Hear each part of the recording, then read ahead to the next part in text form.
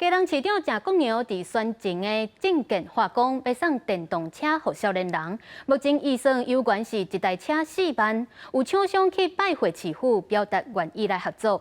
市府表示会谨慎来评估，嘛希望市议会伫今年中的追加预算来支持，拍拼要伫个年底先交出1万只电动机车。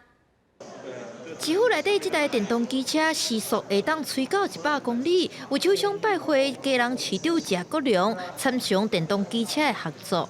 这个厂牌跟这个型号被纳入到我们今年电动机车的方案的这个型号之一。 市长表示，这摆除了车型的部分，嘛商谈未来建置高架的充电站等等，最近嘛有其他的厂商来协谈。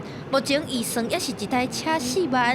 有业者表示，除了伊母名这台白牌车，目前别个牌子就算日牌车，成本嘛大概拢超过4万。有符合资格民众咧想，敢有可能家己贴一寡钱，加一个选择？我觉得都够了吧，还是会选择就是比较大众。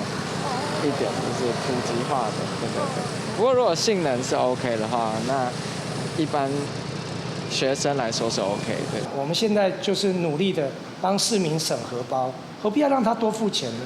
我们就是要设定让他可以免费取得，为什么大家一定要多掏腰包呢？